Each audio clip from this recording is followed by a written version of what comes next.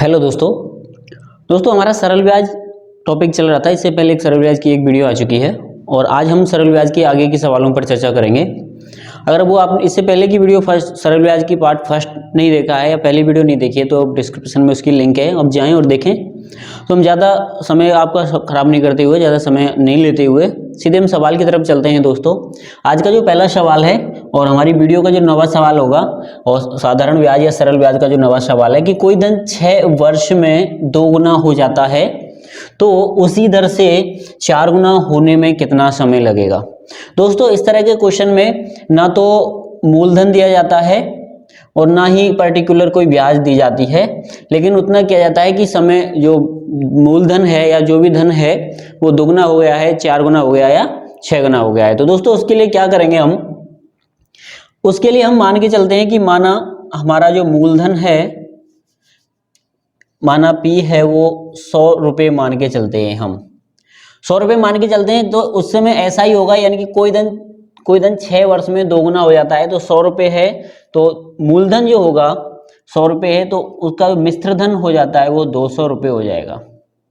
और इसी से हम क्या निकाल लेते हैं दोस्तों, SI, यानी कि हम सिंपल इंटरेस्ट या ब्याज निकाल लेंगे तो 100 रुपये हमारी क्या आ जाएगी दोस्तों, ब्याज आ जाएगी। अगर इस तरह का कोई भी सवाल आता है तो हम सबसे पहले क्या करेंगे, इस तरह का कोई सवाल पूछता है तो मूलधन को 100 मानेंगे और जो मिश्रधन हुआ है उसको उसके बाद आराम से हम इजीली कर सकते हैं। दोगुना हो गया है तो 100 का दोगुना हो जाएगा 2 से। ये मिश्रधन है और ये मूलधन है और ऐसा ही निकालने के लिए क्या करेंगे, मिश्रधन से मूलधन घटा देते हैं कि 100 रुपये हमारी ब्याज आई। समय इसमें दे रखा है 6 वर्ष, टाइम जो है दोस्तों 6 वर्ष दे रखा है। उसके बाद इसने पूछा है रेट। सबसे पहले हम 2 बार पूछा है कि कोई धन 6 वर्ष में दोगुना हो जाता है तो इसी दर से वो 4 गुना होने में क्या, सबसे पहले हमें इसकी दर निकालनी पड़ेगी 6 वर्ष को लेकर। तो देखते हैं दोस्तों क्या होगा। इससे पहले की वीडियो में, इससे पहले का जो सवाल था उसमें मैं बता चुका हूं कि अगर हम मूलधन 100 रुपये मानते हैं तो जब हम ब्याज निकालते हैं तो हमारा जो ब्याज आता है दोस्तों वो उसका फॉर्मूला बनता है RT, क्योंकि ये मूलधन जब 100 मानते हैं तो 100 नीचे के 100 से ऊपर का 100 कट जाता है तो हमारे पास सिर्फ बचता है RT बराबर SI। तो हम इसी फॉर्मूले को लेकर चलेंगे दोस्तों, जो कि हमने पहले देख रखा है। अगर आपने नहीं भी देखा है वो वीडियो हमारी तो इससे लिंक डिस्क्रिप्शन में है, वहां पर जाएं और उस वीडियो को देखें। तो RT के हम हिसाब से हम फॉर्मूले लेके चलेंगे, R और T। हमें R ज्ञात करना है तो R को हम R ही रख लेंगे। समय है वो 6 वर्ष है दोस्तों, ऐसा ही निकल के आया था वो 300 आ गया, सॉरी ऐसा ही जो निकल के आया था वो 100 आ गया दोस्तों। क्लियर। अब क्या होगा, हमारे पास R है 100 बटे ये 6। अगर हम इसको काटते हैं तो या तो पॉइंटों में आएगा या भिन्न के रूप में आएगा ये, तो इसको हम इतना ही लेंगे क्योंकि हमें R याद करना है। क्योंकि जब दोबारा हम समय निकालेंगे दूसरे क्वेश्चन के लिए, आगे कहा जाता है तो उसी दर से 4 गुना होने में कितना समय लगेगा, तो हम ये निकालेंगे तो हम वहां पर ये क्या होगा दोस्तों, कट जाएगा आराम से। तो हमें इसको इतना ही छोड़ देते हैं। R बराबर हो गया 100 बटे 6% हो गया दोस्तों। क्लियर। अब हम चलते हैं कि 4 गुना होने में, तो 4 गुना यानी कि 400। तो 4 गुना के लिए जो ब्याज आ जाएगी 100 माइनस, क्योंकि मिश्रधन 400 है, ब्याज 100, मूलधन था वो 100 था तो ब्याज आ जाएगी दोस्तों 300 रुपये।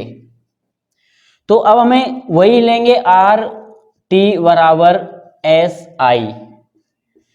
अब यहाँ पे RT बराबर SI, R यहाँ पे हो जाएगा 100 बटे 6 गुणा T बराबर SI अब आ जाएगा दोस्तों 300। हमें दूसरा वाला जो SI है वो लेना है, कितने समय, 4 गुना करने के लिए, क्योंकि ये अब अलग हम सवाल करेंगे। जो सवाल पूछ रहा है, मेन जो सवाल है वो पूछ रहा है। तो यहाँ पर T यहाँ पर रहेगा, सिर्फ इधर चला जाएगा 300, ये नीचे 6 था, जब वो दूसरी तरफ जाएगा ऊपर चला जाएगा ये, और नीचे हो जाएगा दोस्तों बटे में 100। क्या होगा, ऊपर की जो 2 जीरो से नीचे की 2 जीरो कट जाएंगी, नीचे जो बचेगा वो सिर्फ बचेगा 6 गुणा 3 करेंगे तो 18। यही क्या हो जाएगा दोस्तों, हमारा आंसर हो जाएगा 18 वर्ष। यही क्या होगा दोस्तों, हमारा आंसर होगा। यानी कि 4 गुना होने में उसको कितना समय लगेगा दोस्तों, 18 वर्ष लगेंगे। तो इस तरह से हम आसानी से सवाल को हल कर लेंगे। चलते हैं हम दोस्तों दूसरे सवाल की तरफ। तो दोस्तों अगला सवाल है हमारा कि किसी धन पर ब्याज मूलधन का, किसी धन पर ब्याज मूलधन का 1/9 गुना है यदि दर व समय के संख्यात्मक मान समान हैं, इनके संख्यात्मक मान समान हैं, तो वह दर क्या है? तो वो दर क्या है दोस्तों? इस तरह का सवाल है कि किसी धन पर ब्याज मूलधन का, मूलधन है उसका 1/9 गुना है यदि दर व समय की संख्यात्मक मान समान हैं यानी कि बराबर हैं, तो वह दर क्या है दोस्तों? इस तरह के अगर सवाल आते हैं दोस्तों, हम क्या करेंगे उनके लिए भी हम, क्योंकि इसमें कोई वो नहीं दिया गया है, तो हम माना मूलधन जो है हम वही 100 मान के चलते हैं दोस्तों। क्लियर दोस्तों? जब उसके बाद जब मूलधन 100 माना है तो ब्याज, क्योंकि ब्याज वो कह रहा है कि मूलधन का 1/9 गुना है, तो ब्याज हो जाएगी 100 गुणा 1/9 यानी कि 100/9। ये दोस्तों हमारी क्या हो गई? ब्याज हो गई। क्योंकि हमने माना मूलधन 100 है तो ब्याज, क्योंकि ब्याज इसमें दे रखा है, इसने यहाँ पे सवाल में दे रखा है कि ब्याज मूलधन का 1/9 गुना है, तो 100 का में 1/9 का गुणा कर देंगे तो 100/9 आ जाएगा। आर और टी इसमें कह रहा है कि वो उनके संख्यात्मक मान बराबर हैं, तो हम दोनों को क्या मान लेते हैं? इसका भी x प्रतिशत और इसका x वर्ष। संख्यात्मक मान का मतलब है ये दोनों समान हैं। अगर दर माना दर 5% है तो समय भी क्या होगा? 5 वर्ष होगा, और अगर 100 है तो समय भी क्या होगा दोस्तों? 100 ही होगा। तो हम इस हिसाब से हल करेंगे, क्योंकि हमारे पास जो सूत्र है वो है PRT/100 बराबर SI। क्लियर दोस्तों?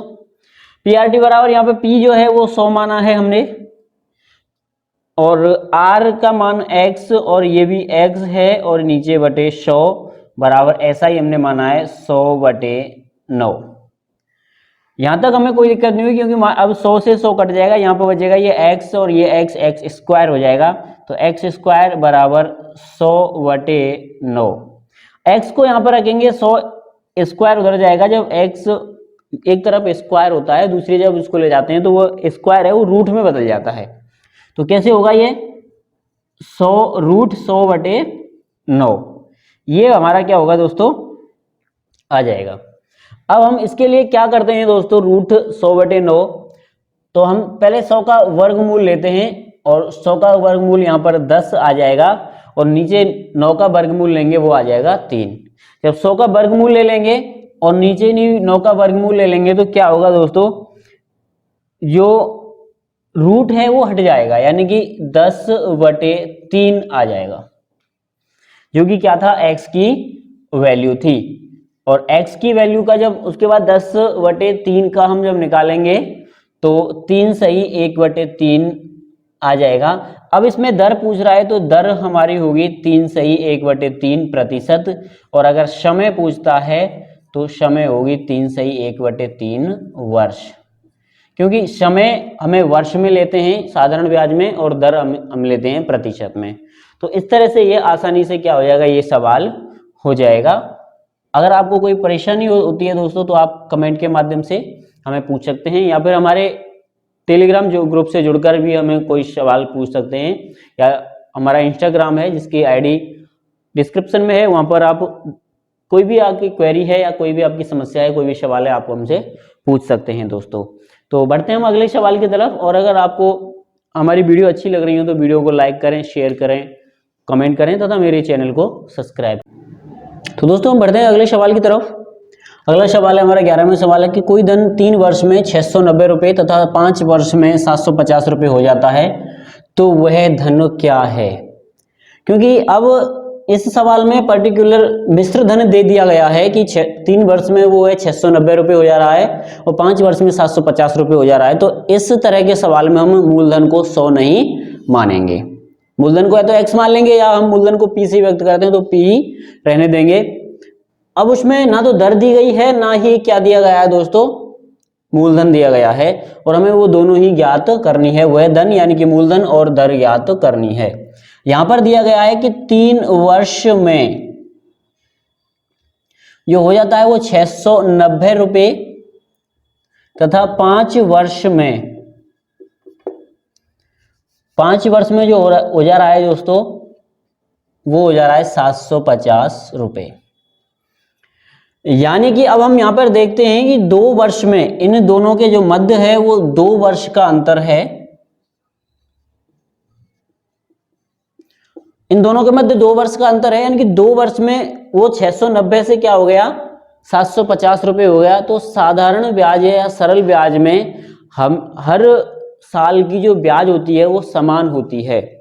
अगर हम आगे पढ़ेंगे हम चक्रवृद्धि ब्याज कंपाउंड इंटरेस्ट CI पढ़ेंगे तो उसमें क्या होता है, चक्रवृद्धि ब्याज में 1 साल की ब्याज जब 1 साल हो जाता है तो उसमें 1 साल का मूलधन और 1 साल की ब्याज वो जुड़कर अगले साल के लिए दूसरा क्या बनता है, वो मूलधन बनता है दोस्तों। लेकिन साधारण ब्याज में क्या होता है, सरल ब्याज में हमेशा ही अगर हमने 1000 रुपये लिए हैं और 1000 रुपये का किसी भी दर से अगर एक साल का 100 रुपये हो रहा है तो अगले साल का भी 200 रुपये ही होगा और हर एक साल का उसका 100 रुपये होगा।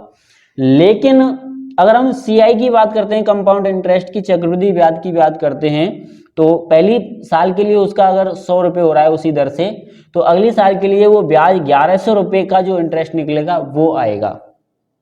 अगर माना इसका 1100 रुपये का 110 रुपये हो रहा है किसी भी दर से, तो जब अगली साल हम तीसरी बारी जब काउंट करेंगे तो 1110 क्या होगा इसमें दोस्तों जुड़ जाएगा।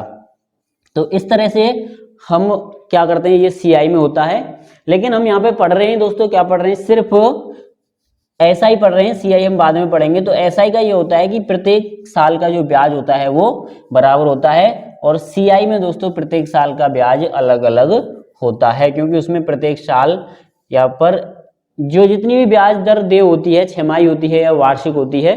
अगर छमाही होती है तो प्रत्येक 6 महीने में मूलधन बदलेगा, वो हम चक्रवृद्धि ब्याज में हम करेंगे। लेकिन यहाँ पर हम इतना जान लेते हैं कि 2 वर्ष का जो ब्याज है, वर्ष का अंतर है इसमें, तो यहाँ पर लिखेंगे 2 वर्ष का ब्याज। 2 वर्ष का ब्याज करने के लिए क्या करेंगे, 750 माइनस 690, यानी कि 5 वर्ष का जो मिश्र धन है उसमें से हम 6 वर्ष का मिश्र धन क्या घटा देंगे, तो जो बढ़ेगी वो ब्याज बढ़ेगी, ना कि मिश्र धन बढ़ेगा दोस्तों। तो हम इसमें से घटाएंगे तो दोस्तों ये आ जाएगा 60 आ जाएगा दोस्तों। क्लियर दोस्तों, यानी कि 2 वर्ष का जो ब्याज हो गया वो 60 हो गया। तो 1 वर्ष का ब्याज, 1 वर्ष का ब्याज ये हो गया 300। 1 वर्ष का ब्याज क्या हो गया, 30 रुपये हो गया। अब हमें ये पता चल गया है कि 1 वर्ष का ब्याज कितना हो रहा है, 30 रुपये हो रहा है।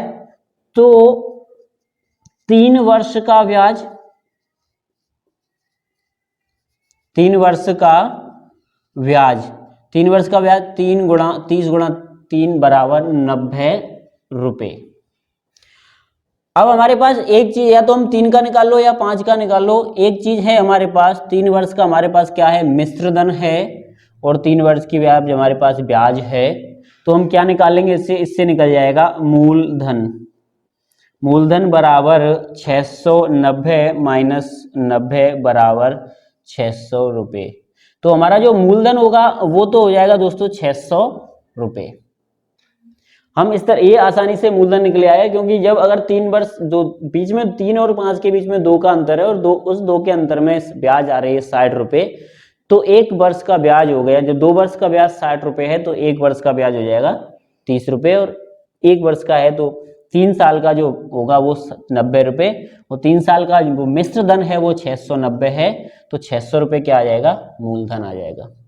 अब हमें जब हमारे पास क्या हो गया, PRT के लिए PRT बटे 100 बराबर ऐसा ही आ जाता है। हमारे पास P है 600 रुपये और समय है दोस्तों 3 वर्ष के लिए लिया गया था। R हमें ज्ञात करनी है, ये 600 रुपये गुणा R गुणा 3 बटे 100 बराबर 90 रुपये। क्लियर दोस्तों, यहाँ पर हम इसको यहीं पे ले लेते हैं कि पी आर टी बटे 100 बराबर एस आई। पी की वैल्यू है यहाँ 600 रुपये, हमें आर ज्ञात करना है, समय है यहाँ पर ये 3 वर्ष, तो 3 वर्ष समय ले लेंगे बटे 100 बराबर एस आई की जो निकल के आया है वो 90 रुपये। ये जीरो से नीचे जीरो खत्म हो जाएंगी, यहाँ पर सिर्फ बचेगा आर 90, ये ऊपर है, नीचे क्या चलेगा या दोस्तों बटे में चला जाएगा, यानी कि 6 गुणा ये हो गया 18, तो आर बराबर 18.90 5%। ये क्या होगा दोस्तों हमारा आंसर, यानी कि मूलधन आ जाएगा वो 600 रुपये आ जाएगा और आर यानी कि दर आ जाएगी वो 5%। यही क्या होगा दोस्तों हमारा आंसर होगा। इस तरह से हम आसानी से सवाल को हल कर लेंगे दोस्तों बढ़ते हैं हम अगले सवाल की तरफ। अगला सवाल हमारा 12वां सवाल है कि यदि ब्याज की दर 8% से घटाकर 7.75 हो जाती है तो 61.50 पैसे, 61 रुपये 50 पैसे वार्षिक कम प्राप्त होते हैं। यहाँ पे कम हो रहा है दोस्तों, कम प्राप्त होते हैं। यानी कि कोई धन है, अगर उसको 8% की वार्षिक दर से अगर वो दिया जाता है और दूसरा अगर वही धन 7% की दर से दिया जाता है, तो हमें अगर घटा दी जाए तो हमें 61 रुपये 50 पैसे कम प्राप्त होते हैं वार्षिक, यानी कि 1 साल का जो ब्याज का है वो कम प्राप्त होता है। तो हमें इससे एक तो ये चीज पता गया कि समय जो है वो 1 वर्ष है, क्योंकि वार्षिक है, आगे कुछ नहीं गया, 1 वर्ष है। तो अब यहाँ पर देखते हैं वो धन क्या है, पी इसमें पूछ रहा है, पी का दर है, 2 दर हैं जिसमें से एक 8 है और एक 7 घटा दी गई है, और ब्याज का जो अंतर है, ब्याज का क्या है, समय या टी है वो एक है, और ब्याज का अंतर दिया गया है, इसमें ब्याज नहीं दी गई है, ब्याज का अंतर दिया गया है वो है 61 रुपये 50 पैसे। क्लियर दोस्तों। अब हम इसको R1 और इसको R2 मान लें, यानी कि इसको एक ब्याज है, तो हम यहाँ पे समझो दोस्तों कि मूलधन है वो x मान लिया हमने, या फिर हम मूलधन को हम p मान लेते हैं, और दर है 8/100। ये क्या है, 8% की दर से ये क्या हो रही है, ब्याज प्राप्त हो रही है हमें। दूसरी तरफ उसी मूलधन का 7.75 गुणा 1/100, ये हमें जो प्राप्त हो रही है ये 7.5 की क्या हो रही है, 7.5 रुपये की, वो 7.25 रुपये या 7 रुपये 75 पैसे की, उस हिसाब से हमें क्या हो रही है, ब्याज प्राप्त हो रही है। और इन दोनों का जो अंतर है वो क्या है दोस्तों, 61.50। तो आप समझ गए होंगे कि हमें क्या करना है, यानी कि 8% की ब्याज से, जो 8% की दर से जो ब्याज आएगी उसमें से हम 7% 7.75% की ब्याज को हम घटाएंगे, तो हमें ये आना चाहिए हमारे पास। क्लियर दोस्तों। अब हमें क्या करेंगे, हम या तो अब इसको हम नीचे ये 100 है, ये भिन्न है, ये भिन्न है, इसको भी हम भिन्न बना लेंगे और क्या कर देंगे, एलसीएम ले लेंगे और इनका एलसीएम आएगा 100। क्लियर।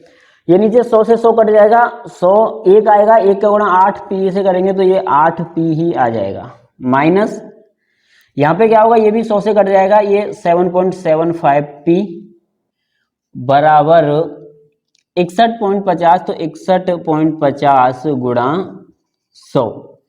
जब भी दोस्तों जब दो बराबर भिन्न होती हैं, या दो से अधिक भिन्न बराबर में होती है, यानी कि एक ये रही और एक इस तरह से है, तो उनका जब एक साथ अगर एलसीएम लेते हैं तो नीचे का जो एलसीएम है वो क्या हो जाता है, नेग्लेक्ट हो जाता है। तो हमारे पास जो बच गया वो 8 पी में से 7 ये तो 0.25 पी, ये यहाँ पर हमारे पास बचा, और इधर यहाँ पर बचा दोस्तों 61.50। क्लियर दोस्तों, क्योंकि 2 पॉइंट थे, पॉइंट यहाँ पे क्या हो जाएंगे दोस्तों, हट जाएंगे। तो आपको समझ में आ गई होगी। अब हमें क्या करना है, सिर्फ पी याद करना है। पी याद करने के लिए पी यहाँ पर रहेगा, और ये दोस्तों क्या हो जाएगा, 61.50 6150 बटे 0.25। 0.25 क्या होगा, इधर से जब पॉइंट यहाँ से हटेगा ऊपर 2 जीरो बढ़ जाएंगी, तो P बराबर 6150 इन 2 जीरो और आ जाएंगे, ये 25 आ जाएगा। और जब इसका हम कैलकुलेशन करेंगे 25 से काटेंगे तो 25 दूनी 50 और यहाँ पे 61 115 25 दूनी 50, तो ये आ जाएगा दोस्तों 4 बार, यानी कि 24,600 आ जाएगा। कैलकुलेशन करेंगे हम तो 24,600 रुपये। तो यही क्या होगा दोस्तों, हमारा आंसर होगा। आप समझ गए होंगे दोस्तों किस तरह से हमें ये हल करना है। तो ऐसे अगर दो ब्याज घटाकर, तो हमें मेन चीज ये करनी है, क्योंकि अंतर जो आ रहा था वो ये आ रहा था, उसके बाद हम आगे सॉल्व कर लेंगे आसानी से, उसमें कोई दिक्कत नहीं है। अगर आपको ये समझ में नहीं आता है तो अब कमेंट के माध्यम से मुझे बताएं, हम दोबारा क्वेश्चन और तरीके से करेंगे दोस्तों। तो हम बढ़ते हैं अगले सवाल की तरफ दोस्तों बढ़ते हैं अगले सवाल की तरफ। ये भी उसी तरह का सवाल है, बस इसमें थोड़ा सा चेंज हुआ है। सवाल को देखते हैं कि एक व्यक्ति ने कोई धन 8% वार्षिक दर से उधार लिया।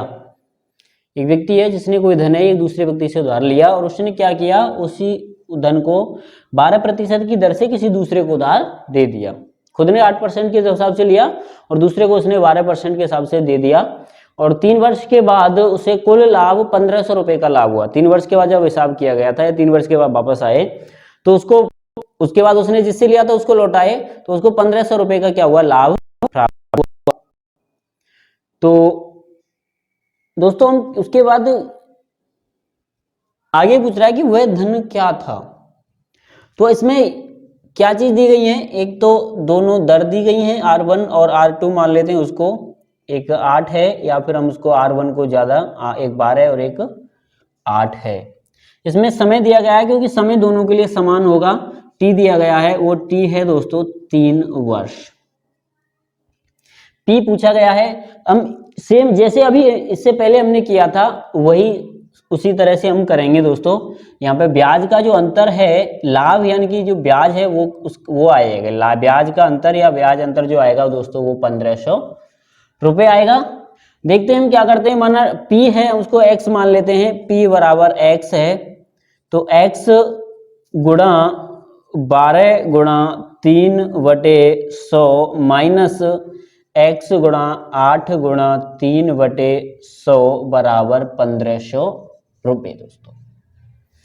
यानी कि 12% की ब्याज से और 8% की ब्याज इसने उसको दिया, इसको इसने लिया और उसको दे दिया, तो इसको इतनी प्राप्त हुई ब्याज, और इसने उसको सामने वाले को जिससे लिए थे उसको 8% की दर दिया, तो अंतर जो हो गया वो लाभ आ गया 1500 रुपए।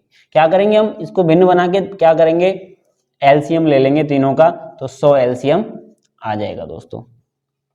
100 का गुणा 100 से करेंगे, एक बार जाएगा कट जाएगा, 12 × 36 यानी कि हो गया 36x माइनस 8 × 24x बराबर 1500 था ही, और ये 2 जीरो और हो जाएंगे दोस्तों इसमें ऐड, यानी कि 1,50,000 रुपये हो जाएगा। जब दोनों तरफ से हमने एलसीएम लिया है तो ये नीचे का एलसीएम क्या हो जाएगा दोस्तों, खत्म हो जाएगा। 36x और 24x ये क्या होगा दोस्तों, घटेगा। 36x और 24x यहाँ पर सिर्फ क्या बचेगा, 12x बराबर यहाँ पे 1,50,000 रुपये है ही। हमें x की वैल्यू याद करनी है, x यानी कि जो p था वो करनी है, तो 1,50,000 रुपये बटे 12, और जब इसको हम हल करेंगे दोस्तों तो हमारे पास आ जाएगा 12 एकम 12 और 12,500 रुपये। इसको हम कैलकुलेशन कर लेंगे तो 12,000 क्या हो जाएगा, 500 रुपये हमारे पास आ जाएगा दोस्तों। यही क्या होगा, हमारा मूलधन होगा, यही होगा आंसर हमारा। क्लियर दोस्तों। उसी की तरह होता है ये, उसी तरह सवाल होगा कि अगर इस तरह से अंतर पूछता है, अंतर के लिए पूछता है, तो हमें ये कैलकुलेशन हमें क्या करनी है दोस्तों, करनी है। क्लियर दोस्तों, बात समझ में आ गई होगी। बढ़ते हैं हम अगले सवाल की तरफ। तो दोस्तों अब हमारे 13 सवाल हो चुके हैं, यानी 2 वीडियो के 13 सवाल हो चुके हैं। आगे बढ़ने से पहले हम अब आगे जो है हमारा 14 सवाल आएगा, 14वां सवाल है, और आगे बढ़ने से पहले मैं आपसे रिक्वेस्ट करूंगा कि अगर आपको मेरी वीडियो अच्छी लग रही हो तो मेरी वीडियो को लाइक करें, अपने दोस्तों के साथ शेयर करें अपने दोस्तों के साथ, तथा अगर आपको कोई कमी दिख रही हो या फिर अभी कोई भी कुछ भी जो भी आप बताना चाह रहे हो मेरी वीडियो के बारे में उसको कमेंट के माध्यम से बताएं। आपकी कोई भी क्वेरी हो उसको कमेंट के माध्यम से बताएं तथा मेरे चैनल को सब्सक्राइब करें दोस्तों। तो बढ़ते हैं हम आगे सवाल की तरफ। तो दो बैंकों में ब्याज, अगला सवाल है दोस्तों कि दो बैंकों में 500 रुपये पर 2 वर्ष का ब्याज का जो अंतर है वो 80 रुपये, यानी कि दो बैंक हैं उसमें 500 रुपये डाले हैं दोनों बैंक में और उनकी 2 वर्ष के लिए, और जो ब्याज का अंतर आया है वो दोस्तों क्या आया है, 80 रुपये आया है। तो आगे पूछ रहा है कि दरों का अंतर क्या, उसमें ना तो मूलधन पूछ रहा है, सिर्फ उनकी दरों का अंतर पूछ रहा है। अब देखते हैं क्या होगा, किस तरह से होगा कि माना एक की दर x है और दूसरे की दर है जो, माना वो दर है क्या है, x व y है। क्लियर दोस्तों, x y है। अब हमसे पूछ क्या रहा है, x माइनस वाई, ये हमसे पूछ रहा है, यानी कि दरों का अंतर। अब वो क्या कह रहा है, दोनों बैंकों में पी का जो है 500 रुपये, यानी कि पीआरटी से देखते हैं कि 500 गुणा x गुणा समय है 2/100 माइनस ये x हमने ज्यादा ब्याज मानी है, दूसरा है 500 गुणा y गुणा 2/100 बराबर 80 रुपये, यानी कि इन दोनों का जो ब्याज है 500 रुपये x का ब्याज, x की दर से ब्याज, और y की दर से ब्याज का जो अंतर है वो क्या है, 280 रुपये आ रहा है। तो अब देखते हैं दोस्तों क्या होगा, 0 से 0 खत्म हो जाएंगे, इसमें लासा लेने की आवश्यकता नहीं रहेगी, 0 से 0 ये खत्म हो जाएंगे। यहाँ पर बचा 5x, यानी कि ये 10x माइनस यहाँ पे भी क्या बचेगा 10y बराबर 80 रुपये। अब क्या करेंगे हम, यहाँ पे 10x है, यहाँ पर 10x है, यहाँ पे इनमें से क्या करेंगे, x माइनस वाई यहाँ रहेगा, 10 क्या हो जाएगा, कॉमन आ जाएगा दोस्तों। 10 यहाँ पे क्या ले लिया, कॉमन लेने पर हमने 10 कॉमन ले लिया, यहां पर क्या बचेगा, सिर्फ 80 बचेगा, क्योंकि 10 दोनों में है तो 10 कॉमन ले लिया। अब x माइनस वाई बराबर, ये उधर जाएगा 80 बटे, यहाँ पे गुणा में था, ये हो जाएगा 10, तो x माइनस वाई बराबर 8%। और यही क्या दोस्तों हमसे पूछा गया था कि अंतर, हमें सिर्फ अंतर याद करना था, तो x माइनस वाई पूछा ही गया था, x माइनस वाई क्या आ जाएगा दोस्तों, 8%। यही क्या होगा, हमारा आंसर होगा। इस तरह के अगर सवाल आते हैं बैंक में किसी भी व्यक्ति के द्वारा, अगर अंतर पूछा जाता है तो हमें इस तरह से आसानी से अंतर ज्ञात कर लेंगे। ठीक उसी प्रकार अगर समय का अंतर, समय का मान पूछा जाता है कि समय, ब्याज समान है, वो दर समान है ब्याज की, लेकिन समय अलग अलग है, तो समय भी इसी माध्यम से होगा दोस्तों, हम इसी माध्यम से समय वाले क्वेश्चनों को भी कर देंगे। क्लियर दोस्तों। तो दोस्तों हम बढ़ते हैं अगले सवाल की तरफ। हमारा अगला सवाल है कि विशाल ने 150 रुपये 4 वर्ष के लिए तथा संदीप ने 600 रुपये 2 वर्ष के लिए उधार लिए, यदि दोनों ने कुल ब्याज 90 रुपये चुकाई तो ब्याज की दर क्या है। दोस्तों इसमें क्या हुआ है कि दोनों ने एक साथ ब्याज चुकाई है। इससे पहले के सवालों में हमने देखा था कि ब्याजों का अंतर था, दोनों में ब्याजों का क्या था, अंतर था। सवाल उसी तरह होगा लेकिन उनमें अंतर किया था हमने। इसमें क्या करेंगे, दोनों को आपस में जोड़ेंगे, जोड़ने पर हमें जो प्राप्त हुई है ब्याज वो है 90 रुपये। देखते हैं क्या होगा कि सबसे पहले हम 150, क्योंकि दर पूछा गया है, दर हमने r ले लिया है, गुणा r गुणा समय, समय जो विशाल का समय है वो 4 है, क्योंकि दोनों का समय अलग अलग है और दोनों का मूलधन भी अलग अलग है। दोनों इसको जोड़ेंगे, इसने 600 रुपये की ब्याज r दर की पूछ रहा है, समय 2 वर्ष के लिए चुकाई। इन दोनों ने ये था विशाल की ब्याज, ये संदीप की ब्याज, दोनों ने जो ब्याज चुकाई है वो क्या चुकाई है दोस्तों, 90 रुपये चुकाई है। क्लियर दोस्तों, यहां तक हमें कोई दिक्कत नहीं है। यहां से 0 से 0, इस 0 से 2 0 ये कट जाएंगे, यहाँ पे सिर्फ 10 बचेगा। यहाँ पे देखेंगे 15 चौको 60 और ये r हो गया बटे 10, या हम इसको यहाँ पे 10 प्लस यहाँ पे ये हो गया 6 दूनी 12 और ये हो जाएगा r नीचे, और ये हो जाएगा 90। ये 0 से फिर 0 खत्म हो जाएगी, सिर्फ यहाँ पर बचेगा 6r और यहाँ पर बचेगा 12r, 6r और 12r ये हो जाएंगे 18r बराबर यहाँ पे 90 है। r हम इधर रखेंगे, 90 को के पास हम ये 18 जाएगा तो आर की जो वैल्यू आ जाएगी वो आ जाएगी 5%। यही क्या होगा दोस्तों हमारा आंसर होगा। तो इस तरह के सवालों में अगर दोनों का कुल पूछा गया कि दोनों ने मिलकर इतनी ब्याज चुकाई है तो हम दोनों में इसमें क्या करेंगे, दोनों को जोड़ देंगे, और अंतर अगर पूछा है तो ज्यादा में से कम वाले अंतर को कर देंगे और इस तरह हम सवाल को हल कर लेंगे दोस्तों। बाकी इसमें ऐसा कुछ है नहीं है। तो बढ़ते हैं हम अगले सवाल की तरफ। तो दोस्तों अगला सवाल है कि 32,000 रुपये में से कुछ धन 16% वार्षिक दर से तथा शेष धन 18% वार्षिक दर से उधार दिया। यदि एक वर्ष बाद 5,260 रुपये ब्याज मिला तो 18% दर से कितना धन दिया गया। 32,000 रुपये हैं जिसमें से एक कुछ धन 16% की दर से दिया गया है, कुछ धन दिया गया है 18% की दर से, जिसमें से ब्याज जो प्राप्त हुआ है वो 5,260 रुपये या 5,260 रुपये प्राप्त हुआ है, और इसमें समय जो है दोस्तों वो 1 वर्ष है। तो अब ये पूछ रहा है कि 18% की दर से कितना धन दिया। कुल जो धन है हमारे पास,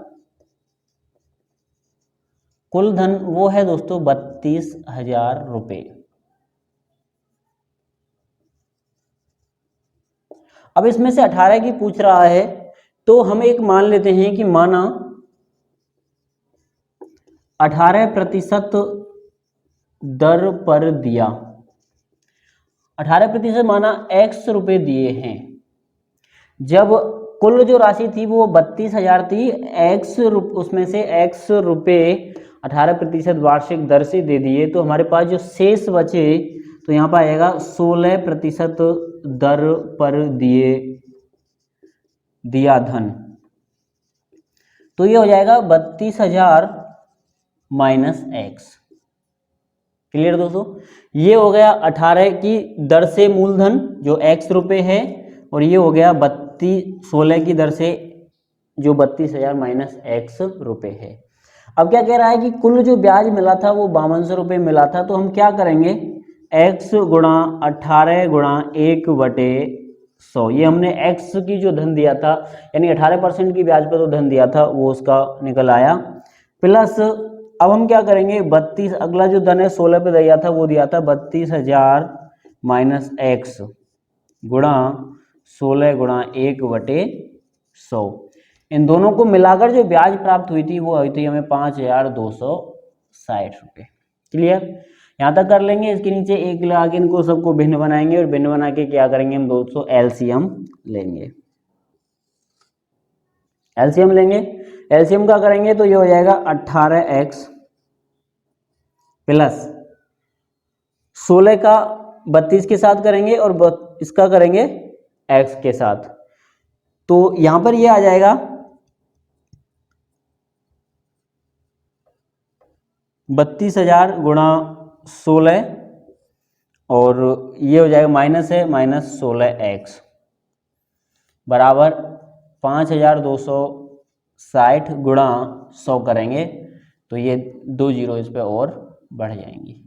जब हमने क्योंकि यहाँ बराबर के इधर और लेफ्ट साइड में राइट साइड दोनों का हमने एलसीएम लिया है तो नीचे वाला क्या होगा एलसीएम खत्म हो जाएगा दोस्तों। तो अब क्या करेंगे हम, यहाँ पे सिर्फ रहेगा 18x माइनस 16x, ये उधर पहुंच जाएगा, ये प्लस में था उधर क्या हो जाएगा माइनस में हो जाएगा 52,000 सॉरी 5,26,000।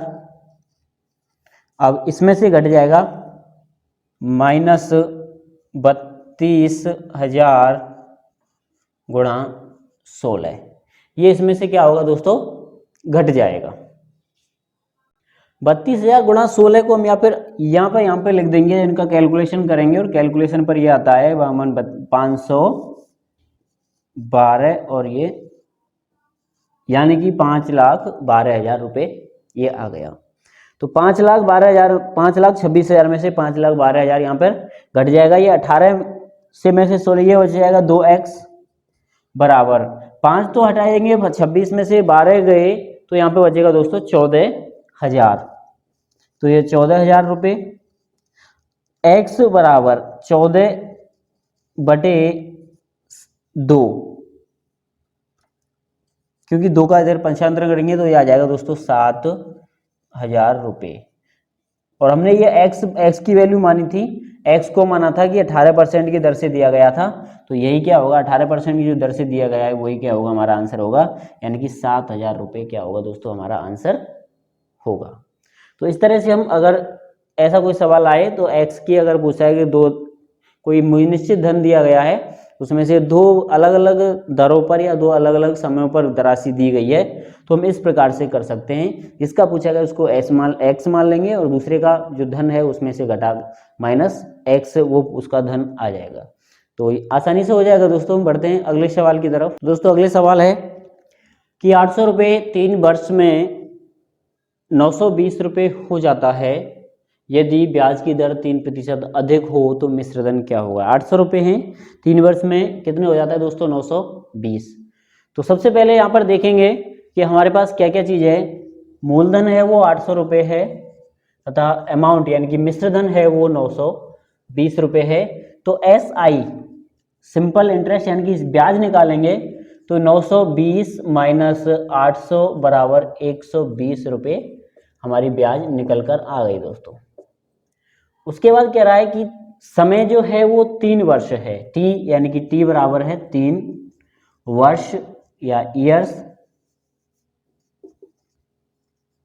और रेट है जो दोस्तों वो उसमें पूछी गई है। तो पहले तो रेट हमें ज्ञात करनी है कि वो धन क्या है, उसके बाद फिर कह रहा है कि 3% अधिक हो, तो पहले हमें यही रेट ज्ञात करनी है।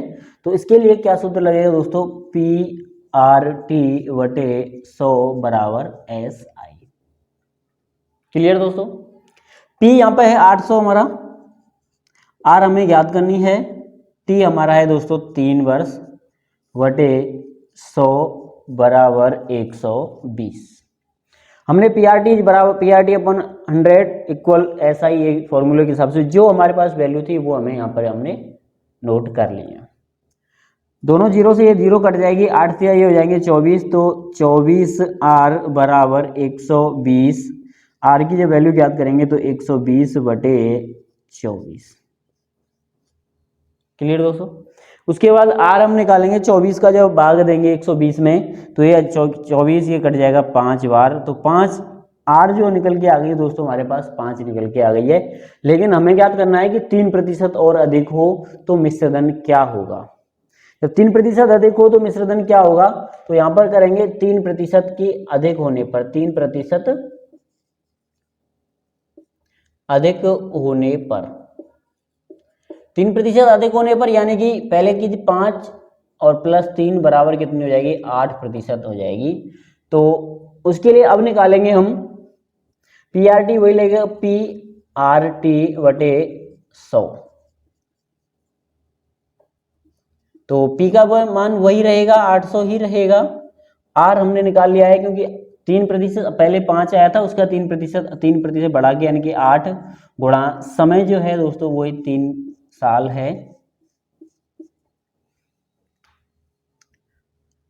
तो SI जो हमारी आ जाएगी दोस्तों 8 गुणा 8 64 गुणा 3, या हम बराबर 8 गुणा 8 गुणा 64 गुणा 3, 64 गुणा 3 करेंगे तो 192 दोस्तों ये आ जाएगा। क्लियर दोस्तों। 6। लेकिन इसमें पूछा गया है दोस्तों मिश्र धन, तो हमें मिश्र धन क्या होगा, मिश्र धन या हम कह सकते हैं कि A बराबर P प्लस SI यानी कि अमाउंट बराबर प्रिंसिपल प्लस सिंपल इंटरेस्ट। तो AP जो है हमारा 800 है और ये 192 यानी कि A जो बराबर आ जाएगा 992 रुपये, और यही क्या होगा दोस्तों हमारा आंसर होगा। तो इस तरह से आसानी से ये सवाल क्या हो जाएगा दोस्तों, हो जाएगा। तो दोस्तों आज की वीडियो में बस इतना ही, मिलते हैं हम अगली वीडियो में, और अगली वीडियो में और भी सवालों के ऊपर चर्चा करेंगे। अगर आपको मेरी वीडियो अच्छी लग रही हो तो लाइक करें मेरी वीडियो को शेयर करें अपने दोस्तों के साथ, एवं आपको कोई समस्या हो, कोई भी क्वेरी हो आपकी, या कोई भी सवाल हो आपका, तो कमेंट के माध्यम से या मेरे इंस्टाग्राम से जुड़कर, जो इंस्टाग्राम की आईडी और फेसबुक पेज की आईडी या फिर जो टेलीग्राम ग्रुप है उसकी भी आईडी कहाँ पे लिंक में दी गई है दोस्तों, वहाँ से जुड़कर आप मेरे से जुड़ सकते हैं और मेरे से आप कोई भी सवाल या कोई भी क्वेरी पूछ सकते हैं। तब मेरे चैनल को सब्सक्राइब करें। आगे मिलते हैं अगली वीडियो में, तब तक के लिए